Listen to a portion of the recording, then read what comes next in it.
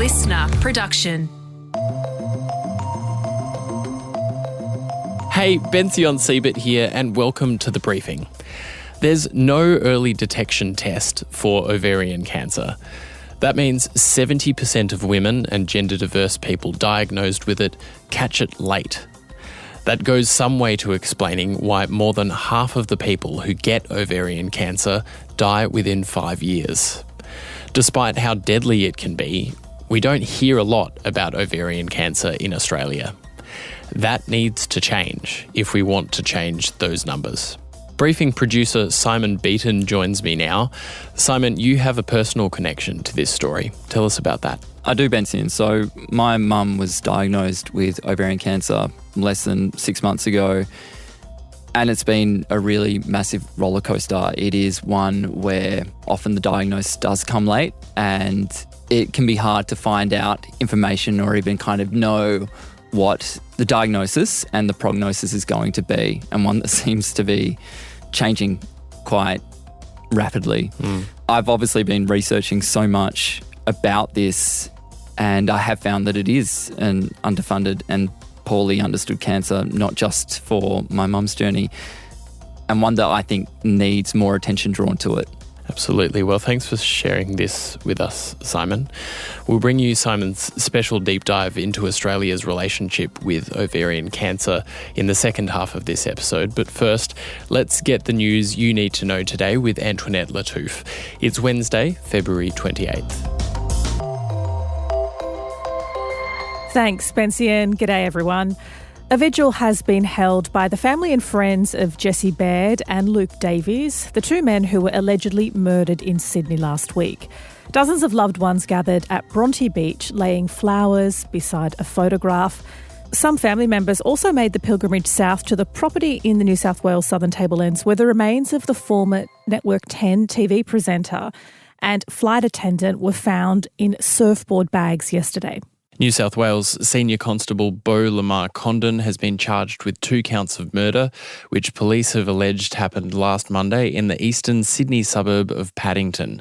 The state's police commissioner, Karen Webb, who's already under fire for quoting Taylor Swift during an interview on the matter, thanked the accused officer for providing information that helped track down the location. So, Bension, this is obviously an incredibly tragic story, but it's been having flow-on effects. So now the Australian Federal Police have also said, so this is in addition to New South Wales Police, that they won't march in this year's Sydney Gay and Lesbian Mardi Gras. So that comes after the Board of the Parade requested New South Wales Police not march on Monday, and that's due to the distress it could cause following the deaths of Luke Davies and Jesse Baird.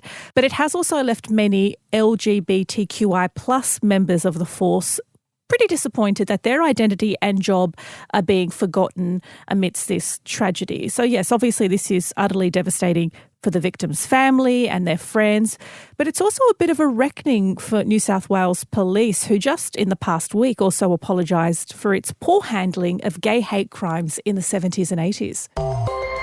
The federal government's Stage 3 tax cuts have passed through Parliament overnight, meaning tax cuts for millions of Aussies on lower and middle incomes. These tax cuts are aimed squarely at middle Australia, understanding the cost of living pressure that low and middle income Australians are under. Prime Minister Anthony Albanese there. The changes mean tax cuts for 13.6 million taxpayers from July 1. Average earners on $73,000 would see their tax cut double to $1,504, Antoinette. And I've never really understood what that term middle Australia means. Politicians love to use it, but it's important to note that there is a growing disparity between our richest and poorest. So whatever that middle Australia is fast eroding. It's also, I think, important to point out that the original Stage 3 tax cuts actually sought to flatten the tax system by abolishing a tax bracket and address bracket creep by pushing out the top tax bracket. So the new changes actually retain the tax bracket that would have been abolished, but they just adjust tax rates to benefit lower, but it's crucial to point out, also higher income earners. So this was obviously a big political risk for the PM, who has said many times since the last election he would keep the original Stage 3 tax cuts. which were heavily skewed towards benefiting wealthier Australians. But he decided that giving everyone a tax cut and less of a tax cut to the top end of town would be more of a political winner. Yeah, and the latest news poll suggests that if an election was held today, the government would keep the same amount of seats. But Peter Dutton has been slowly chipping away at Albo's lead when people are asked who the better Prime Minister is or would be. It comes just days before the Dunkley by-election in Victoria, which is considered a crucial test for both the government and the opposition. Israel and Hamas have poured cold water on speculation a ceasefire in Gaza could happen this week. And that speculation came squarely from US President Joe Biden, who said this. My hope is by next Monday we'll have a ceasefire. But The Guardian is reporting Hamas said Biden's comments were premature and don't match the reality on the ground, while Israeli officials told Reuters the comments came as a surprise. So the latest proposal under review reportedly includes a 40-day pause in all military operations, that's during Ramadan, as well as the exchange of high-profile Palestinian prisoners for Israeli hostages at a ratio of 10-1. Hamas's leadership has said that it will not release hostages without a full Israeli withdrawal from the Gaza Strip. Israeli Prime Minister Benjamin Netanyahu says a temporary ceasefire would not stave off a potential ground offensive on Rafah, which is the southernmost town in Gaza, and that's become the last refuge for more than half of the population there. We actually managed to speak to a woman sheltering with her family in Rafah last week, so you can have a listen to that episode if you scroll through to your briefing feed to Thursday. So, Bensian, this discussion of a ceasefire comes after a first ceasefire and hostage release deal collapsed at the start of December. Hamas has repeatedly said it would release remaining hostages, but only if there's a permanent truce. And of course, this all comes as the death toll in Gaza is likely to pass a really grim milestone of 30,000 this week. And there are hundreds of thousands who are starving with almost no access to aid and food. The death toll for Israelis remains around 1,300 and more than 100 journalists have been killed, almost all of them Palestinian. There is growing anger towards Netanyahu among Israelis who want the hostages returned and the violence to end. Here in Australia, new polling shows the vast majority of Australians want an end to the violence. Victorians are being warned today is shaping up as the most dangerous fire day since the Black Summer fires of 2020. Extreme to catastrophic fire danger ratings are in place with scorching heat and strong winds forecast. At least 30,000 people in Victoria's west have been told to evacuate. At least 6 homes and dozens of sheds have been destroyed by an out-of-control bushfire burning in the area since last Thursday. South Australia is also set to deal with dangerous fire conditions.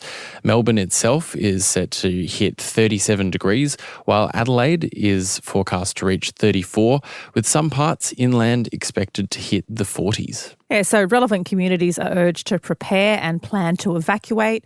Also, of course, check in on elderly neighbours and relatives.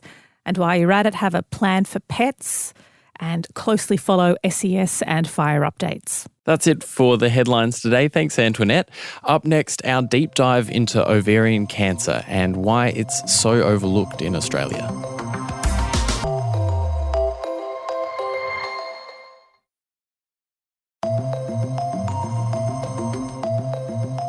February has been Ovarian Cancer Awareness Month here in Australia, but chances are you might not have heard much about it. I certainly hadn't until my mum had her diagnosis.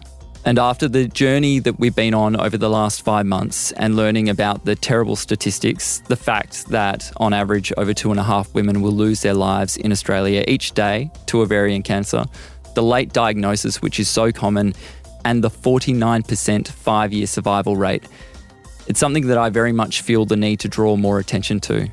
Because compared to other cancers, there's just not the same level of public awareness. And to help me do so, I'm joined by Bridget Bradhurst from Ovarian Cancer Australia. Thank you so much for having me, Simon. Bridget, why don't we care about ovarian cancer? We do care about it when we learn about it, which is exactly your experience. So for a lot of people in our community, when they receive a diagnosis of ovarian cancer, they're shocked because it's never been on their radar. They have to go onto Google. They know nothing about it. And I think that's partly because it's a rarer cancer. So there aren't as many people around with ovarian cancer as, say, breast or prostate cancer. But I also think as a society with women's health issues and gynae issues, we're not as comfortable talking about it. And our women just aren't living as long as they should be to be spreading the word about this disease. So we do have a really passionate community of people who want to see change in this when they learn about it, but we need to raise more awareness in the Australian community. Yeah, for sure. Well, I mean, like I know what to keep an eye out for skin cancer, and likewise with prostate or breast cancer, we all kind of know what to look for. But there isn't really a screening test at all for ovarian cancer, is there? Unfortunately not. And as well as a lack of early detection tests, the symptoms are also vague and they often don't present until the disease is more advanced. So women might be experiencing things like abdominal bloating, fatigue, maybe a change in appetite, maybe some changes to their bowel and urinary habits, but really sort of vague symptoms that they will often experience with other conditions as well. So it makes it really challenging to find this disease and find it early. And I think, if you're having conversations with loved ones and you're a bit worried about a mole on your arm or a lump on your breast, as you say, they'll push you to go and get it checked out. Whereas if women are having a conversation with each other about some tiredness and bloating, ovarian cancer is the last thing on their mind. So it is really tricky. Is this also kind of one of the reasons why when ovarian cancer is detected, it is often at a later stage than for others? That's right. It's not an area of the body that we can see, and these vague symptoms will only often start after the disease has been growing for some time. So unfortunately, just being aware of symptoms in and of itself hasn't worked as a way of early detection with ovarian cancer. So until we get a better method of effective screening, most women are diagnosed in the advanced stages, which makes it more difficult to treat. I'd like to talk a bit about patient outcomes. So where are we? Have things improved for patients than, say, 20 to 30 years ago? Look, things have improved a bit, albeit too slowly. So unfortunately for ovarian cancer, we still have a 5-year survival rate of 49%. And to put that into some context, breast cancer now has a 5-year survival rate of 92%. So we can see when we have screening methods, effective treatments and investment in research, what difference it can make. So whilst we are seeing some new medicines coming from ovarian cancer and new developments, they are too slow and the survival rate has been really reluctant to budge very much at all. So until we can see increased investment and increased awareness of this disease, we're worried that progress will still be slow. Do we not want to fund ovarian cancer research because it's not sexy? Is breast cancer cooler than ovarian cancer to donate to? Well, I think historically more of the Australian community have known someone with breast cancer. We've had well-known people with breast cancer to raise awareness and make noise about this disease. And as you say, there's a real reluctance to engage in gynae issues. So I think that's been hard. As a less common cancer with poor survival outcomes, we haven't had well-known people living long enough to really stand up and make noise about this disease. So to be honest too, it's just a trickier disease to treat. It's really complex. There are a lot of different subtypes. It's resistant to treatments. It is really challenging, but we've seen in examples like breast cancer where research dollars can lead. So we're hopeful that if we see that investment, we will improve outcomes. I had a look into the funding, and on the plus side, from 2003 to 2020, direct funding rose from 2.2 million to over 30 million. But as a comparison, if we look once again at breast cancer funding, in 2018 to 2020, direct funding was over $91 million. And back in 2003, they were getting just $33 million. Are we getting enough funding? I don't think we are. And look, we're so thrilled to see what's happened in breast cancer. We don't begrudge that at all. But what we're saying is, look at what we can do. We've seen it in this disease, and it's ovarian cancer's time. Women often describe that they feel like they've been diagnosed with the wrong cancer for that reason. The public aren't aware, the survival rates are worse, the treatment options aren't there. So I think it was breast cancer's time and other cancers' time, and we really don't want to put cancer against cancer. What we're saying is that to shift the survival rate for ovarian cancer and to change the landscape for future women diagnosed, we must take it seriously and increase our investment in this disease. Well, is that the crunch point? Does more funding inherently mean a better outcome?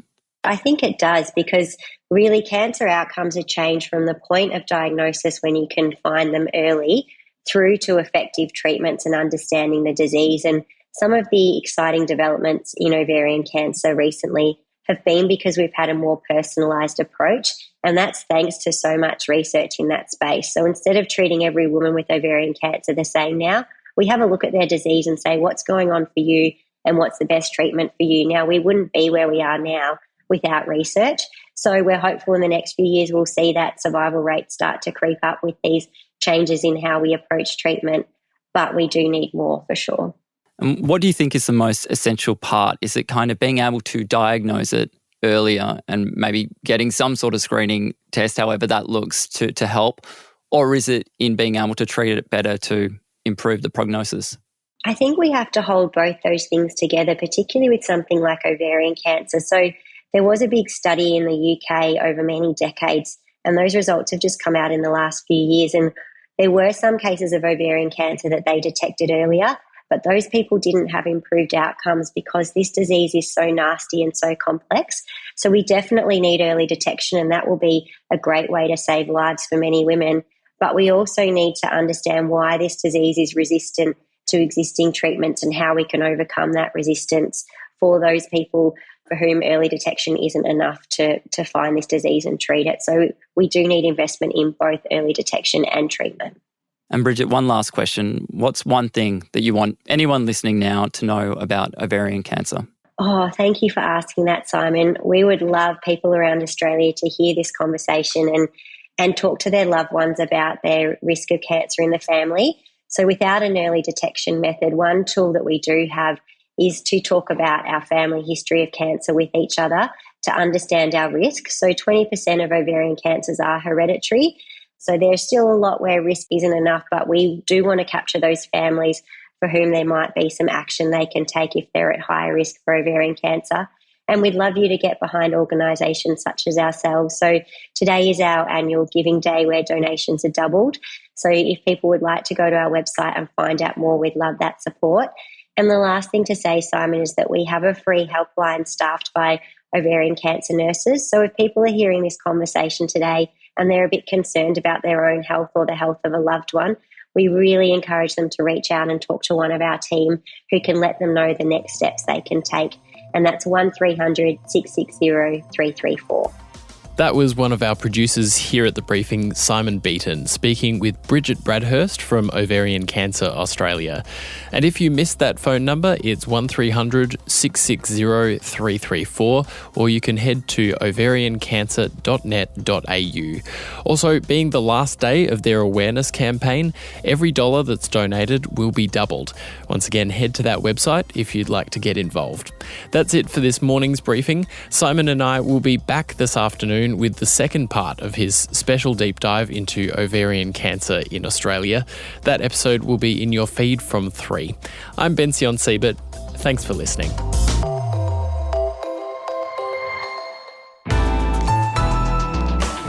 Listener.